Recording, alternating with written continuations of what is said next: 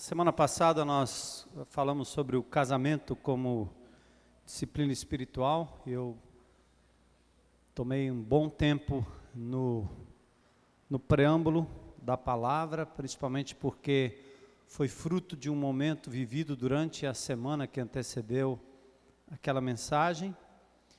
E eu deixei parte, pelo menos do meio para o final da mensagem, deixei sem muita elaboração, e essa semana eu decidi retomar para a gente passar com mais vagar, com mais cuidado, porque o que foi cantado aqui agora é exatamente o que todos nós sonhamos, que as bênçãos prometidas a Abraão, que os sonhos de Deus para o ser humano se cumpram em nossas vidas.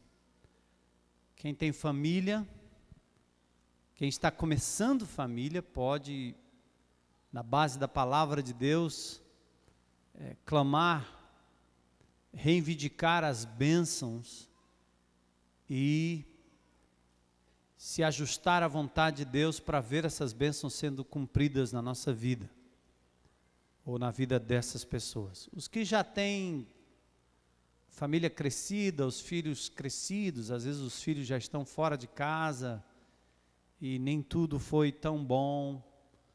Você conheceu Jesus mais tarde, a educação dos filhos não foi segundo a orientação da palavra de Deus.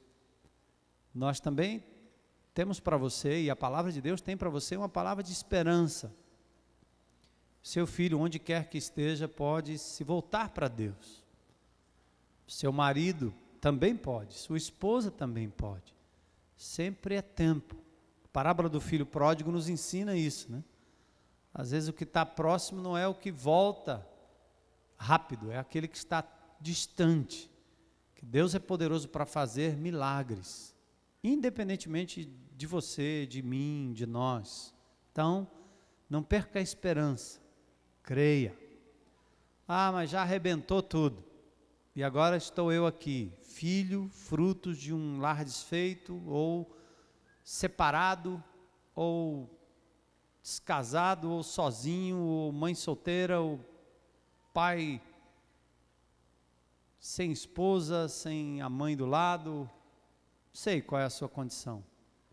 Mas quando a gente fala sobre esses conceitos de família, nós estamos querendo que você não apenas vivencie isso na sua própria vida, mas que você acredite o suficiente para ajudar outras pessoas, encaminhar outras pessoas e não permitir que essa onda avassaladora do mundo em que nós vivemos, que lança dinamites, bombas atômicas, né, sobre a família, que ela prevaleça. Essas ondas precisam ser freadas pelo povo de Deus, pela igreja de Deus, pela agência do reino de Deus, que é a igreja do Senhor Jesus Cristo. Então, nós vamos crer na vontade de Deus, na promessa de Deus, na palavra de Deus. Nós vamos abençoar pessoas, crianças. Nós temos aqui um exército de crianças. Crianças que estão agora envolvidas lá no Geração Futuro, que estão no Colégio Querigma, amanhã, ou estarão. Nós queremos que estas crianças recebam de nós o estímulo, o incentivo, o amparo, a oração, para que eles creiam na família, como projeto de Deus. Eu sei que muitos aqui dentro da própria congregação, às vezes chutam contra o nosso próprio gol, né? Como diria, é o zagueiro que marca o gol contra.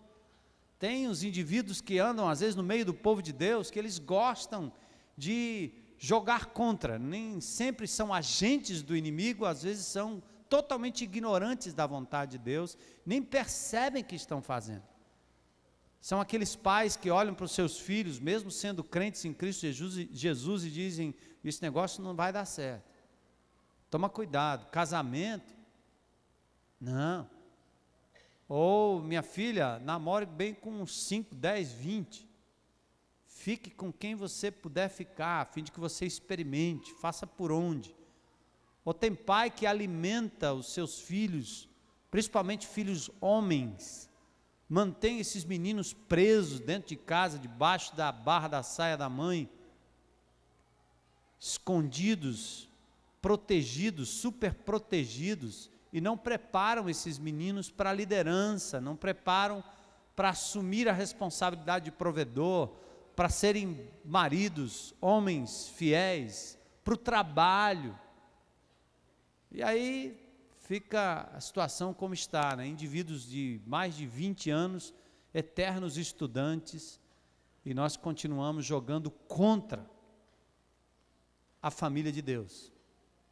Porque é o que Deus disse lá em Gênesis, né? Tá bom, você não vai frutificar tanto quanto Adão e os seus amigos mais próximos, mas você tem que acreditar na instituição capaz de dar equilíbrio à sociedade, equilíbrio emocional ao ser humano, chamado família, essa instituição chamada família. A sociedade, como eu disse da última vez, injetou dinamites nas bases da família, está assistindo o desmoronamento da mesma. De novo eu quero lembrar que os meninos de rua, os homens da esquina, as mulheres da noite, os jovens infratores, os adolescentes infratores, os adultos violentos, os corruptos insaciáveis, os bandidos mais cruéis, a grande maioria destes, a grande maioria, vem de lares desfeitos, vem de famílias problemáticas, vem de uma criação que passou longe do padrão e da vontade de Deus. Os crimes passionais, as brigas, né, por herança, as batalhas por pensão, como nós falamos da última vez, compõem o cardápio da família brasileira que vai se desmanchando, se desmanchando, se desmanchando. Um homem só tem filhos em vários lugares, ele não cuida de nenhum, ele os joga na lata do lixo, ou então manda abortar, porque para ele tanto faz, uma vida a mais ou uma vida a menos. Ninguém pode dar ao filho a assistência necessária à distância, é impossível, é preciso criá-los no âmbito da família, no abrigo da família. Não adianta falar que a culpa é da sociedade, é da economia, da incompatibilidade ou coisa parecida. Lembra que no domingo passado nós falamos sobre essa história do amor acabou. Se o problema é sempre o outro, as condições externas nos obrigam a desistir, não há razão maior para continuar alimentando ou tentando algo que traz tanto sofrimento e tanta frustração. Aí, disse, o amor acabou. E o que é que nós aprendemos na semana passada? O amor acabou? Não. Todo ser humano tem a intrínseca capacidade de amar. Foi criado para amar. Não tem como você não amar. A questão é que o amor é redirecionado da pessoa com a qual você estabeleceu um compromisso no âmbito do casamento. O amor é redirecionado para si mesmo, numa egolatria, numa adoração do próprio eu, ou ele é redirecionado para uma outra pessoa. Você passa a amar outras pessoas, outras coisas, a você mesmo. Então o amor não acaba, o amor é redirecionado. Você simplesmente abandonou o compromisso inicial. O que é que Deus diz do que está acontecendo nos dias de hoje? Nós lemos na semana passada também, lá em 2 Timóteo 3, 1 a 4.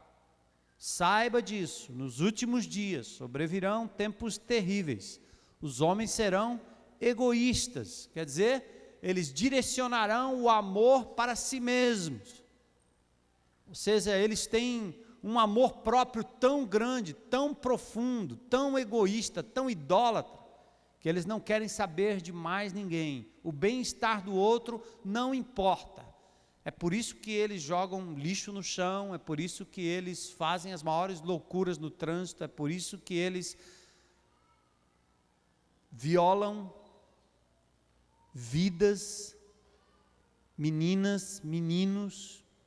É por isso que matam, é por isso que brigam, é por isso que se arrebentam. É um amor próprio. O cara quer tirar vantagem, levar vantagem em tudo. O que importa é o bem-estar dele, somente dele. A Bíblia diz que nos últimos tempos os homens seriam amantes de si mesmos. Não quer dizer que não foram no passado. A Bíblia só fala de uma intensificação de tudo isso. Seriam avarentos, presunçosos, desobedientes aos pais, ingratos, ímpios, sem amor pela família, sem amor fraternal, sem amor pela família. A família vai sair do cardápio, sem amor pela família. Irreconciliáveis, caluniadores, sem domínio próprio, cruéis, inimigos do bem, traidores, precipitados, soberbos, mais amantes dos prazeres do que amigos de Deus. Porque para ser amigo de Deus você tem que abrir mão de alguns prazeres que são ilegítimos e que Deus nunca sancionou, nunca aprovou, nunca indicou. Como é que você pode sair por aí desvirginando meninas de 12, 13, 14, 15, 16 anos de idade, achando que isso é como um prato de qualquer coisa saborosa? Como é que você pode fazer uma coisa dessa só pelo prazer, para depois descartar, jogar fora, não assumir absolutamente nada de responsabilidade? Muitos desses homens são casados, e muitas das mulheres também, que às vezes fazem isso com meninos, jovens, adolescentes.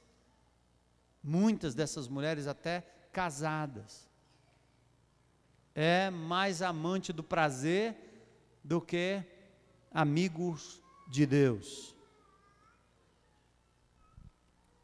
Bom, nós falamos também sobre a chamada egolatria, né? O indivíduo que adora o seu próprio eu, que tem tudo a ver com essa questão do amor de si mesmo.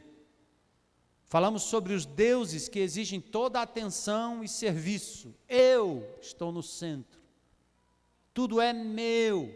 Aliás, é uma coisa que você não precisa ensinar a uma criança pequena. Logo cedo, com 1 ano e pouco de idade, 2 anos, começa a falar, as palavras que ela mais profere é minha, meu, não, meu. O egoísmo intrínseco do ser humano. Os deuses que exigem toda a atenção, todo o serviço e toda a devoção em nome do amor, eu, meu e mim. Mas, como nós falamos na semana passada, há uma luz no fim do túnel. Há uma nova perspectiva quando nós nos aproximamos de Deus e nos entregamos a Jesus, quando Ele se torna o nosso Senhor, Mestre e Salvador. A igreja de Jesus Cristo é fantástica nesse sentido, porque há transformação do ser, de dentro para fora, capacitando esse ser a se enquadrar na vontade de Deus e experimentar as bênçãos de Abraão. Atenção, bênção de Abraão não vem por decreto, não vem numa noite de oração, não vem nessa baboseira que a gente ouve por aí, eu declaro, eu tomo posse. A bênção de Abraão não vem desta forma, vem através da obediência. Se vocês conhecem um pouco da vida de Abraão, para obter a bênção, Abraão teve que obedecer a Deus, mesmo em horas que ele não entendeu. Quando Deus lhe deu o seu filho amado, nascido da sua relação com a sua esposa Sara, Isaque ainda pequeno, Deus olha para Isaque, aquele menino, que era o filho da promessa, e diz: eu quero que você sacrifique o seu filho. Um pedido absurdo, parece uma loucura, mas Deus estava testando a fé de Abraão. Então, as promessas de Abraão também vêm com momentos difíceis, onde você tem que ir contra a lógica humana e dizer: Senhor, eu obedeço. E Abraão pegou o seu filho, pegou o animal, pegou a lenha, pegou o cutelo, pegou a faca e disse: vamos para o altar, é hora do sacrifício, Deus está pedindo. Parece uma coisa cruenta, sangrenta, mas na verdade, naquela época, esta era a linguagem do sacrifício, de vidas. Mas Deus providenciou o animal, porque Deus não se contenta em tirar a vida de pessoas, de jeito nenhum. Mas Abraão teve que ir e se submeter e passar por aquele momento de caminhada com o seu filho, para que a bênção de Abraão, a bênção de Deus viesse sobre a sua família. Agora em Cristo nós somos novas criaturas.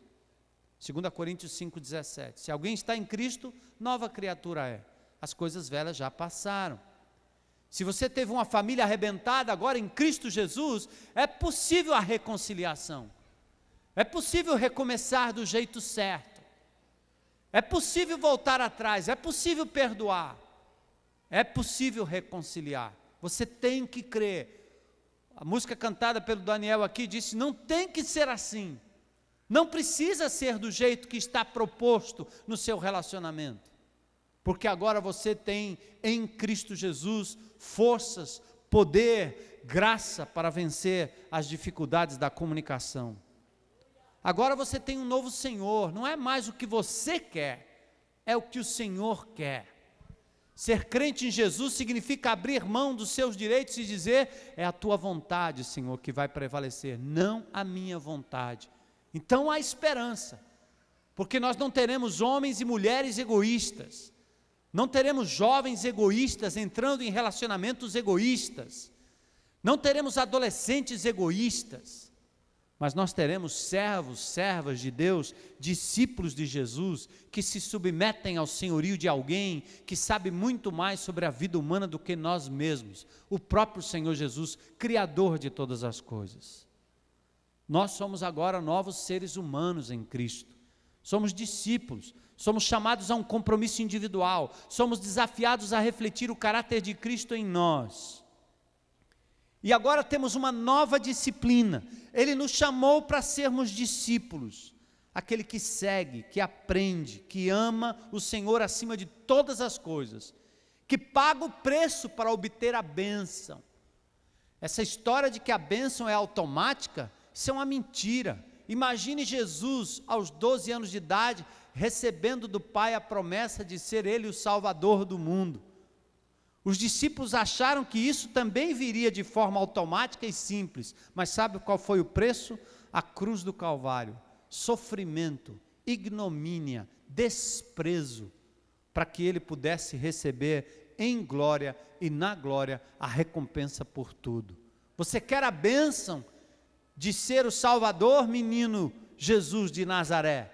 Você tem que caminhar em obediência, enfrentar o inimigo, passar pela traição, você tem que caminhar na minha lei, na minha vontade, você tem que cumprir toda a justiça, você tem que ir a julgamento injusto, você será trocado por um criminoso, você vai ter que ir à cruz do Calvário, e lá no mais algoz sofrimento, mais terrível sofrimento, você será desamparado pelo Pai, porque o Pai terá que fazer recair sobre você a culpa de toda a raça humana. A bênção vem depois, mas vem depois do sacrifício, da obediência, de quem se submete à vontade de Deus. Jesus de fato foi recompensado, porque o Pai o ressuscitou dentre os mortos, e o colocou à direita do Pai em majestade. Mas a glória não veio antes da ignomínia, a vitória não veio antes da aparente derrota, do sofrimento e da luta. Não é assim. Você quer a bênção de Abraão para a sua vida? Você precisa se submeter ao Senhor, de verdade, como discípulo. Seu chamado é radical. Você precisa examinar a você mesmo, para saber se de fato você está em Cristo Jesus. E agora eu quero falar do casamento, especificamente eu vou entrar no tema que eu quero tocar hoje à noite. O casamento como uma nova disciplina. Tá, você não é casado e talvez nem pretenda se casar mais.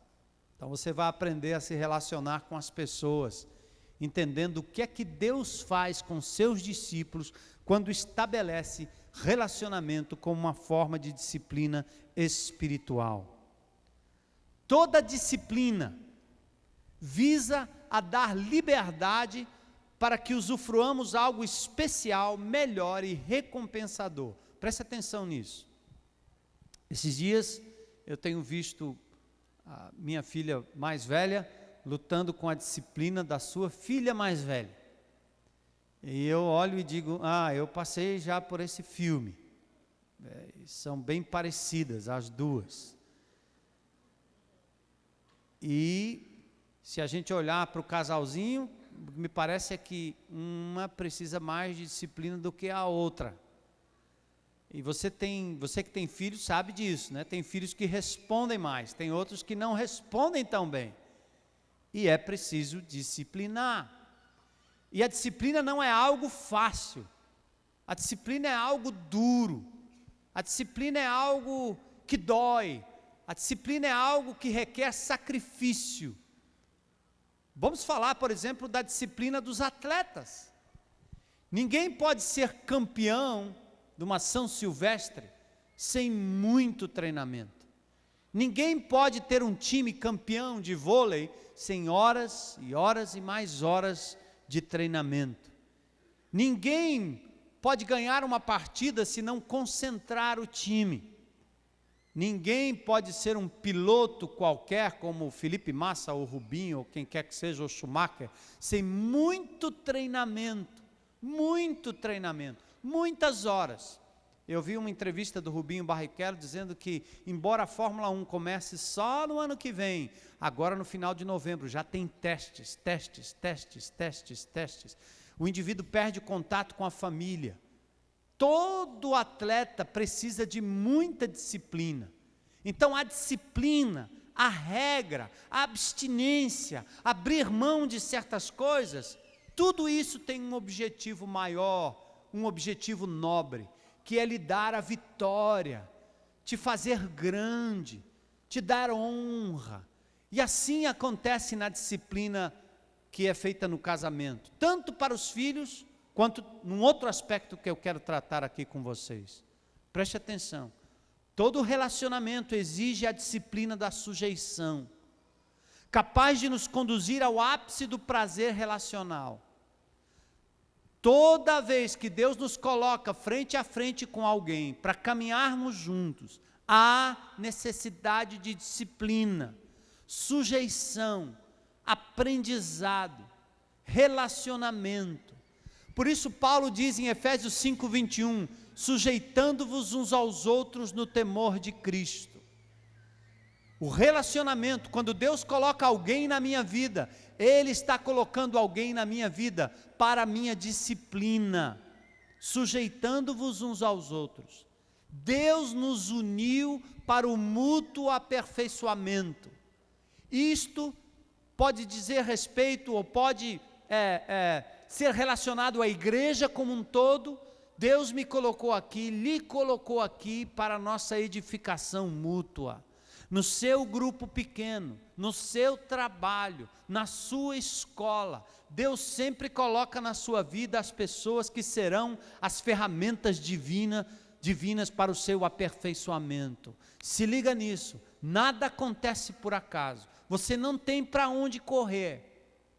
Eu me lembro tentando me livrar de uma pessoa muito chata, embora eu também seja chato, e talvez ele estivesse tentando se livrar de mim.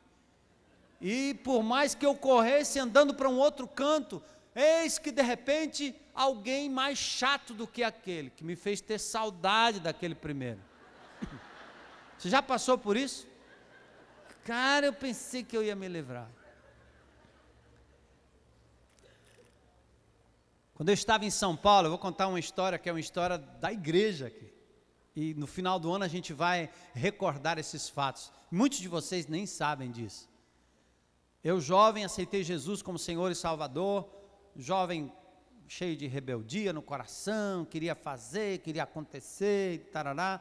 Me converti numa igreja muito tradicional, me submeti àquelas coisas hiper tradicionais, mas meu coração queria algo mais libertador, que fosse mais de acordo com a palavra. Eu queria a palavra de Deus e não aquelas regras que eu tinha aprendido. Passei anos da minha vida como jovem lutando e brigando e protestando e achando que aquilo era uma injustiça, meu pastor não podia passar fome daquele jeito, esses missionários que são mandados para o campo, esse povo não tem plano de saúde, esse povo não tem onde cair morto. Eu vi um professor meu que morreu num incêndio no hotel lá, lá pelo sul, e a pobre da viúva teve que pedir esmola, teve que pedir cesta básica, a viúva passou mal. Eu olhava para aquelas coisas e dizia, isso é uma injustiça. E aí eu vi a denominação brigando, e o povo cheio de, parecia o Congresso Nacional, né? Cheio de ata, cheio de não sei o quê, cheio de estatuto, e a Bíblia, que era bom para ser vivida e praticada, muito pouco. Uma igreja que pouco crescia. Aí o que eu fiz? Saí fora do país, fui estudar fora, e quando eu voltei, recebi um convite da Igreja Batista Central de Fortaleza. Quando eu vim para cá, encontrei um núcleo pequeno de irmãos aqui, mas a coisa que mais me alegrou, além de receber o convite, que veio antes do convite que foi para São Paulo, né? Eu pensei, São Paulo? Não quero ir para São Paulo, porque lá, meu amigo, os caras são muito radicais, eles são muito radicalismo, a mulher não pode entrar de calça comprida na igreja. Imagina, o irmão estava de bermuda ali do meu lado, constrangido, disse, meu irmão, a bermuda é o melhor traje para esse ambiente aqui.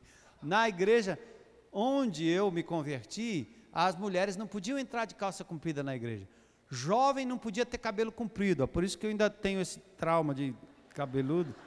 Mandei cortar e o cara cortou mesmo, né? Eu estou para valer. Então, mulher não podia ter cabelo curto, o homem não podia ter cabelo comprido, o cara não podia ter, a mulher não podia usar calça comprida. Isso eram umas regras que não resolviam o problema do coração. Tinha tudo a ver com o externo, o exterior. Aí, quando eu aceitei o convite para Fortaleza, eu disse, está aí o negócio, o Senhor é bom. Eu me livrei dos batistas regulares, tradicionais. Ora, não demorou 1 ano, 2 anos, 3 anos, eu encontrei os talibaneses dos regulares aqui, os xiitas mais complicados que poderiam existir, estavam aqui no Ceará. Muito respeito e muito carinho pelos irmãos, mas meus amigos, foi muito pior. Eu fiquei pensando, eu tentei fugir de um relacionamento e no final caí no outro pior. Mas na verdade Deus queria também mexer com o meu coração, me ensinar, né? Eu tive que me submeter a um bocado de coisa, engolir um bocado de sapo, como diz o outro, né? Eu tive que me submeter a cada coisa. E eu fui aperfeiçoado no meu ímpeto como jovem. Eu tive que aprender a me submeter, aprender a ouvir, aprender a engolir, aprender a orar, aprender a depender de Deus, porque eu achava que podia fazer tudo na minha força. Estes irmãos foram usados por Deus para o meu aperfeiçoamento. Percebe? Seja na igreja, seja no grupo pequeno, seja na vizinhança, seja no prédio em que você mora. Você pensa que você escolheu os seus vizinhos? Você não escolheu os seus vizinhos. Deus lhe colocou lá com um propósito. E às vezes o propósito é aperfeiçoar você. Raça boa. Raça santa, né? Raça, é para aperfeiçoar você. Você está pensando o quê? Então, todo relacionamento exige disciplina de sujeição. Sujeitar-se ao outro significa renunciar à minha vontade para submissão mútua, significa renúncia e autonegação. Aqui eu quero propor uma coisa para você, leve para casa esse conceito, e é a chave do que eu quero mostrar para vocês hoje. Começa com os casados, é aplicável aos casados, às famílias aqui, mas ao seu grupo pequeno, aos seus amigos, à sua escola, ao seu condomínio, ao seu trabalho. Sabe quais são as disciplinas espirituais da Bíblia? Vamos citar algumas: meditação, oração, jejum, estudo da palavra de Deus. Mas eu quero propor que o casamento é uma disciplina espiritual dada por Deus. Meu crescimento, meu aperfeiçoamento, a minha submissão a Deus é aperfeiçoado na minha relação com a minha esposa? Poderia Deus ter designado o casamento para nos santificar, ao invés de nos satisfazer? Que tal? Você já pensou nisso? Você está querendo namorar? Noivar? Casar? Aí você pensa assim, quando eu começar a namorar, meu amigo vai ser beleza. Mãozinha para cá, mãozinha para lá, isso é das antigas, né? Chega perto, tem o sogro, tem o pai, que eu me lembro os dois camaradas chegando em casa. Distância aí, meu. Vai andar de carro sozinho, não. Proibido, neca. Pode não. Então, até a distância. E o cara ele tá ali, né? Rapaz, uma hora eu tasco, né? Uma hora eu chego junto, né? O cara vai para o relacionamento, como é que ele vai? Ele vai atrás de satisfação dos seus anseios pessoais. Aí vem o noivado, o cara se aguenta ali e tal, pronto, né? Se manteve puro, glória a Deus, casou, ufa, finalmente. Aí vem a lua de mel, e a cabeça é, rapaz, agora ninguém me impede mais, tá certo?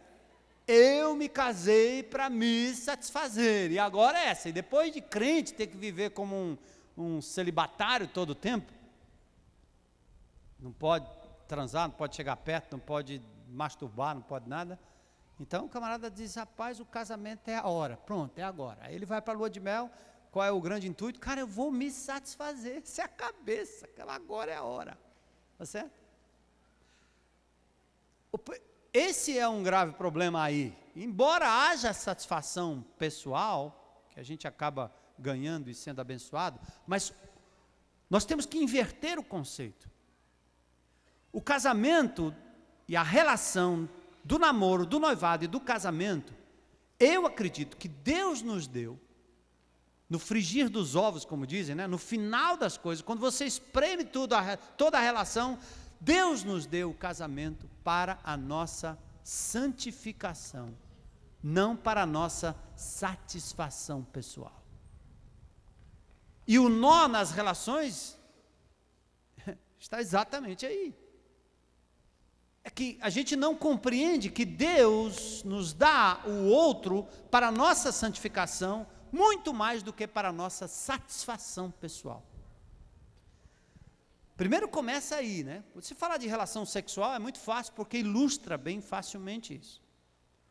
O cara, quando é jovem, que está no vigor, ele pensa sempre na sua satisfação, o seu prazer, o seu momento, o seu clímax.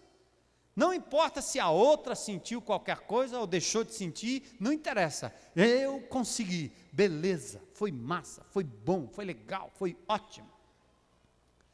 Quando você amadurece em Cristo Jesus, vamos falar com os homens aqui agora, atenção aí, macharal. Quando a gente amadurece em Cristo e começa a aprender princípios da vida cristã, e que a santificação minha passa a ser compreendida como o grande propósito de Deus na relação com a outra, com a esposa, você começa a se preocupar com outra coisa, não com a sua satisfação pessoal, mas em saber se a outra pessoa está se satisfazendo, se ela tem prazer. Não é o seu prazer em primeiro lugar, é o prazer da outra pessoa. E na relação íntima, isso começa a mudar. É claro que Deus também nos dá os momentos de prazer, é claro que Deus também propicia isso, mas a nossa lógica começa a ser invertida, e nós começamos a buscar o bem-estar do outro. Ora, Jesus nos ensinou isso em tudo que Ele fez. Ele diz, eu não vim para ser, o quê? Servido, mas para servir. Então, camarada, quando você pensar em namorar alguém, preste atenção, Deus vai lhe dar uma pessoa que você vai ter, por obediência e amor ao Senhor, que servir, amar, santificar, investir, e vai ser exatamente a tremenda disciplina espiritual na sua vida. Casamento é, portanto, uma disciplina espiritual. Vou contar uma experiência aqui que já passou, eu acho que por essa eu não vou receber nenhuma censura, claro, né? Então eu tenho que ter cuidado aqui. Um dos grandes desafios do meu casamento eram as minhas refeições. Eu gosto de comer bem. Comida sempre foi algo importante na minha vida. Almoço, se for uma tapioca bem feita. Um sanduíche bem feito. E lá em casa, modéstia à parte, as cozinheiras lá são demais. Um suco bem preparado, e etc. Aliás, isso parece um pouco com o costume de menino mimado, né não? Que a mamãe Judite, que já faleceu, né, minha mãe, talvez me acostumou mal, ou bem, não sei. Aí, interessante, quando a comida é feita fora do padrão, ou às pressas, quando era feita, sempre me levaram a conjecturar sobre a validade e a intensidade do amor da minha esposa por mim. Veja que ridículo. Ela não me ama. Olha o sanduíche. Ela não me ama. Olha esse suco.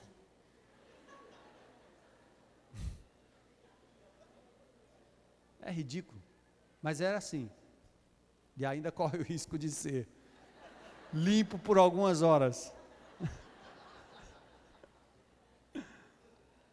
Num lance de romantismo, ela diria assim: você sabe que eu sempre te amei e te amarei. Mas na minha mente vinha uma outra consideração lógica.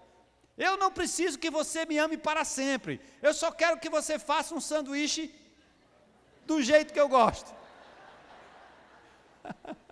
Eu não quero essa declaração de amor forever, para sempre, né? Faça aí o negócio aí do jeito que eu gosto. Então, diz assim, só faça isso por alguns minutos e de modo bem específico. Eu, me e mim. Como assim? Ela perguntaria. Um pouco mais de esforço em priorizar o meu gosto, minha fome ou minha tranquilidade. Você estará provando que me ama. O Espírito de Deus tem me mostrado que eu mesmo poderia estar preparando a minha comida e que eu nunca fui capaz de preparar nem um sanduíche para ela.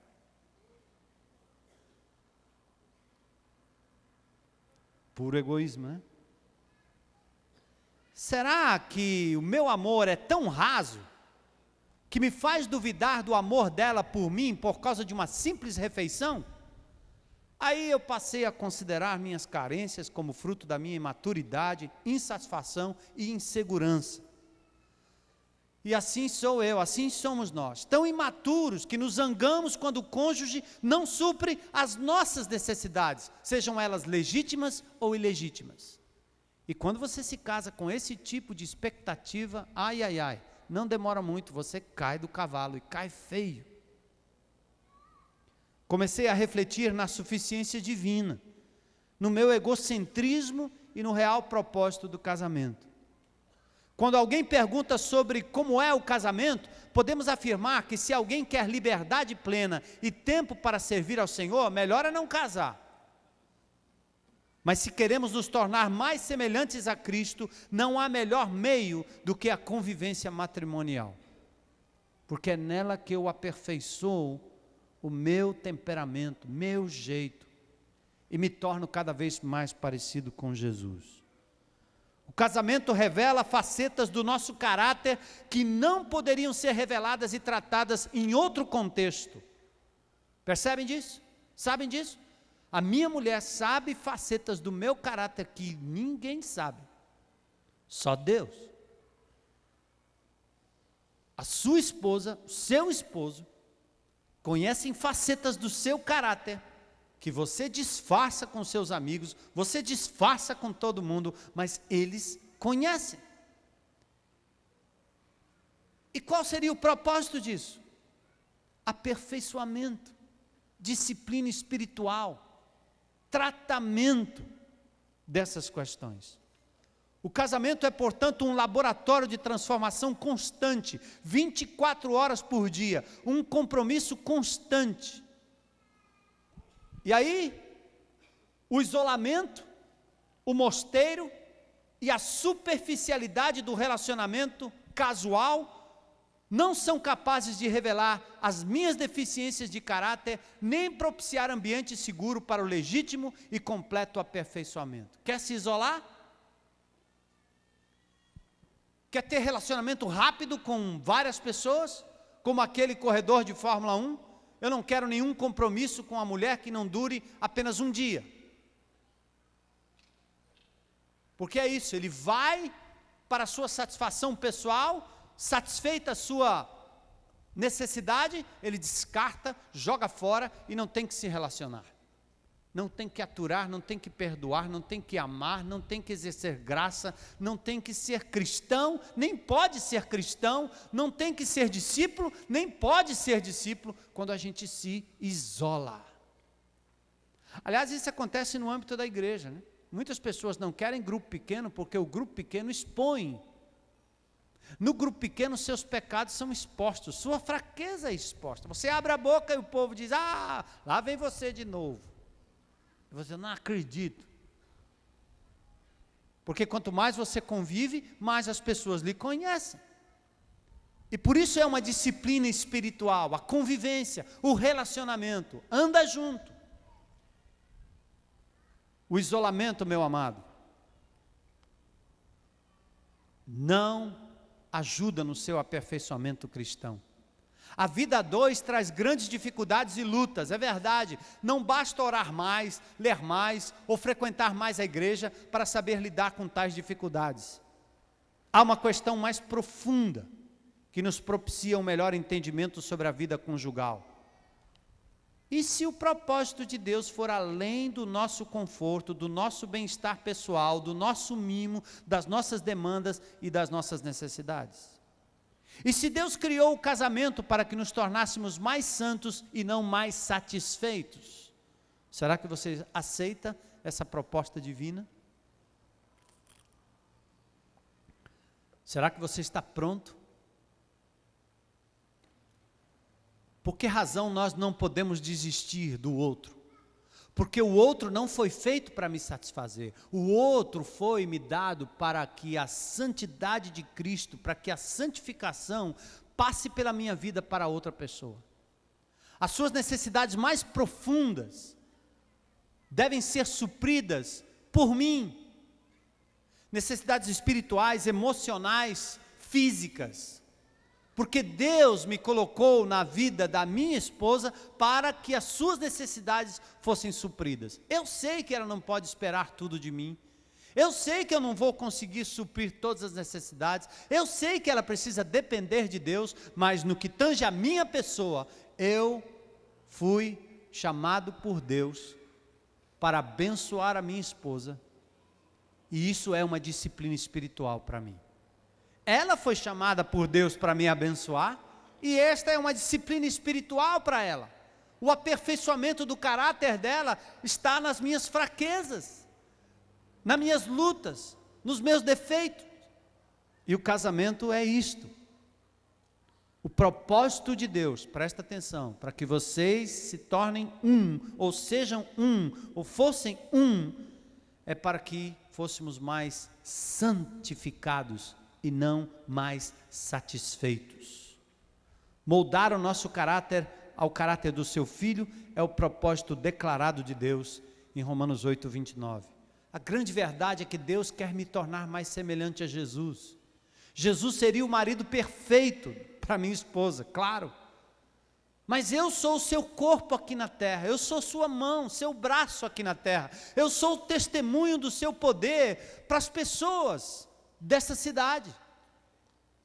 Então eu preciso me submeter a Jesus para poder abençoar a minha esposa, servir a minha esposa, como Jesus me amou, me serviu e se submeteu ao Pai. Percebem a lógica?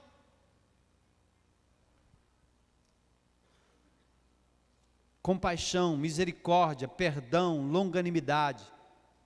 Deus não é contra a felicidade pessoal, não.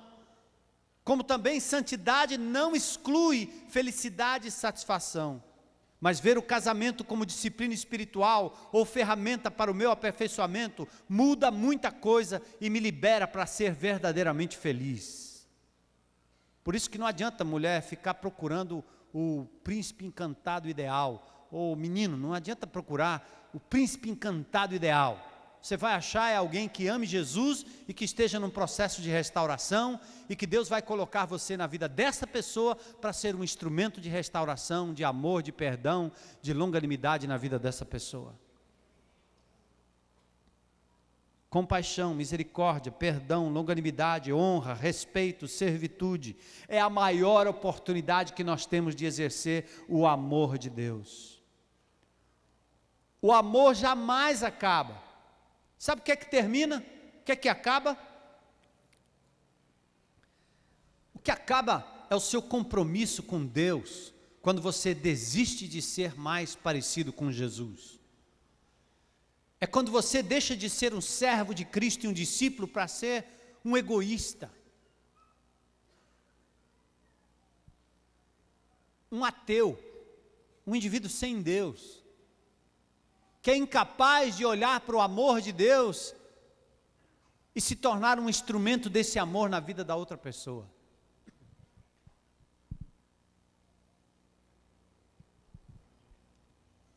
O amor que chega mais próximo dessa figura que eu estou dizendo é o amor de mãe, é ou não é?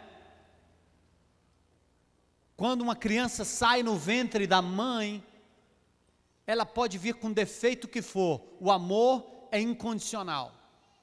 Pode ser chocante na hora. Ver uma criança sem um dos membros do seu corpo. Pode ser chocante ver uma criança com alguma deficiência física, alguma limitação. Mas eu não conheço uma mãe que não tem um amor incondicional a ponto de viver em função daquela criança e para aquela criança até que ela saia de casa, até que ela cresça. Quando jovem eu fui um menino asmático levado aos hospitais todo o tempo, toda hora, até os 13 anos de idade. Eu me lembro a minha mãe, me amou do mesmo jeito, com a bombinha, com os chiados no peito, com asma de meia-noite, com idas aos hospitais todo o tempo, mas minha mãe sempre me amou desse jeito. O amor de um marido para uma mulher deveria ser maior do que o amor de uma mãe para um filho. O amor de uma mulher para com o seu marido deveria ser maior do que o amor de uma mãe para um filho. Porque na verdade, quando você está se casando com uma pessoa, você está se casando com alguém que é imperfeito e que Deus quer que você seja instrumento de bênção na vida dessa pessoa para o aperfeiçoamento dessa pessoa. Orar, interceder, amar, perdoar. É interessante que até na adoção de filhos a gente vê isso, né? São raros os casais que adotam o que vier. Alguns casais vão preferir, eu queria um parecido com o Brad Pitt.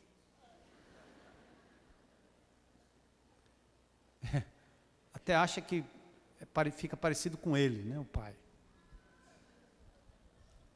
Tem que ser a melhor raça. Aliás, a raça humana, com o resquício das táticas de Hitler, vão acabar através da proveta, através do desenvolvimento aí de toda essa ciência, né, que já se discutiu bastante sobre essa questão do trabalho com os embriões, vão acabar selecionando. Se há geneticamente uma possibilidade desse indivíduo ter uma orelha torta, corta, mata, tira, porque só vão prevalecer os que forem fisicamente perfeitos, mentalmente perfeitos e emocionalmente perfeitos, está certo? A raça humana faz isso. Deus não quer isso de nós. Aliás, eu nunca vi um indivíduo largar uma mulher para se casar com um deficiente físico. Poucos fazem isso. Para se casar com uma mulher paraplégica. Eu diria, eu nunca vi isso. E nem acho que seria correto. Mas eu diria, por que não? A razão é porque alguém sempre está procurando alguém que seja capaz de satisfazer os seus desejos, quando a mulher não está satisfazendo, e nem ele está procurando satisfazer os desejos dela, e nem entende que a lógica divina é outra, é disciplina espiritual. Eu não vim para ser servido, eu não estou casado para ser servido, mas para servir. Ei, jovenzinho, vai dar errado, se você entrar nessa... Não procure uma garota para lhe servir. Procure uma garota a quem você possa servir. O princípio de amar é dar. Quanto mais defeito a outra pessoa tem, maior é o amor de Deus. Porque foi assim comigo, é assim com você. E a família deve ter esse reflexo do amor de Jesus. Principalmente do marido para a mulher, da mulher para o marido, e agora sim, do pai para o filho, do filho para o pai, do irmão para o outro irmão, seja ele quem for, seja ele como for, intragável como for, ele é um instrumento de Deus para o seu aperfeiçoamento. As pequenas doses de egoísmo vão nos levando à impaciência, à amargura, à acusação mútua e à covarde fuga da presença de Deus. Ouça o que disse Gary Thomas, num artigo que eu li. Ele fala sobre o casamento como algo sagrado. Ouçam isso. Pessoas desistem, está escrito, pessoas desistem do relacionamento não porque o amor tem acabado, mas porque descobrem o lado podre do seu caráter e querem fugir para um novo relacionamento onde tais características são desconhecidas.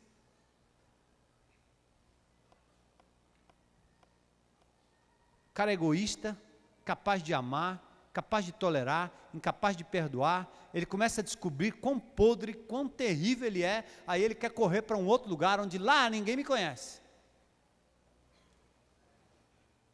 É como aqueles crentes que têm problemas numa igreja, eles querem correr para outra, porque lá ninguém sabe do problema.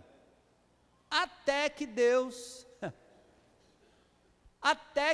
bota como se fosse uma marca, né, daquelas canetas. Não tem como um indivíduo não se acusar rapidinho. E aí ele pula de galho em galho, de igreja em igreja, de lugar em lugar, porque ele nunca resolveu. Casamento é assim também. Não é porque o amor acabou, é porque se descobriu que se é tão egoísta, tão frágil, que ele sai correndo. Mas o dia que ele reconhece que é o egoísmo e que ele pode voltar para casa, ele volta para ser discípulo. A resposta não está na mudança de parceiro, mas na mudança do nosso eu. Essa é a proposta divina para a felicidade conjugal. Eis as ferramentas que me ajudarão a crescer em santidade, porque casamento é uma disciplina espiritual. Primeiro, um coração de servo. Põe aí na tua agenda. João capítulo 13, versículos 14 e 15. Gestos de submissão, gestos de honra. Gestos de servitude. Um coração de servo. Você quer casar? Está disposto a servir? Bem-vindo. Quer namorar? Está disposto a servir? Bem-vindo. Quer noivar? Está disposto a servir? Bem-vindo. Você precisa de um coração de servo. Outra coisa, um coração longânimo. A projeção da mulher ideal nos escraviza ao sofrimento e à frustração. Eu me lembro que eu sonhava com a pessoa ideal. Era uma mistura tão maluca que no final virava uma Frankenstein. Era a perna de uma, a cintura da outra, o pescoço da outra, a boca daquela lá, o cabelo não sei de quem. Que loucura. Quando você fica projetando a mulher ideal, isso acaba lhe causando sofrimento e frustração. Longanimidade nos convida a considerar que somos dois pecadores lutando para manter o compromisso de amor. Entende? Nós somos dois pecadores lutando para manter o compromisso de amor para sempre. O desafio não é continuar amando a pessoa que imaginamos casar, mas aquela com quem realmente nos casamos e aquela que vai cada dia se tornando diante de nós uma pessoa às vezes até diferente. Eu vou te deixar, você não é mais aquela mulher com quem eu me casei. E você pensa que você é o mesmo cara? Não fica velho, não tem ruga, não tem nada. Não fica doente, não dói a coluna.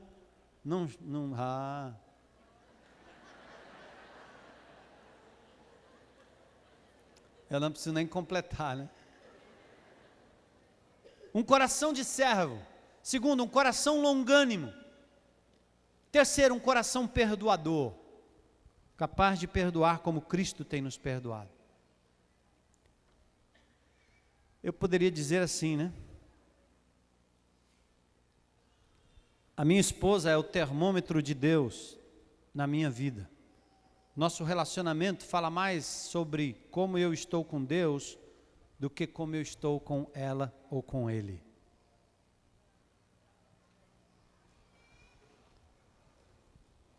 Eu sempre uso o exemplo da minha amada sogra, Dona Palmira, que completou 83 anos de idade esses dias. Passou 37 anos debaixo de um jugo de opressão. E Deus deu a essa mulher uma ditosa e honrosa velhice. Porque embora o marido fosse um indivíduo grosso, incrédulo, que a maltratava de todo jeito, essa mulher foi honrada pelo Senhor. Teve a sua vida, seu caráter aperfeiçoado. Nunca ouvi aquela mulher, ou esta mulher, falando mal do seu marido. Nunca, nunca. E eu sabia como era lá dentro da casa. Honra, honra, honra. Todo tempo honra. Eu queria só terminar para dizer assim. Vocês se lembram de Pedro naquela pregação de Gálatas? Quando Pedro dissimulou na frente dos gentios, Paulo botou o dedo no nariz dele e disse: Pedro, seu problema não é que você se comportou mal, é que você deixou de considerar o evangelho da graça de Jesus.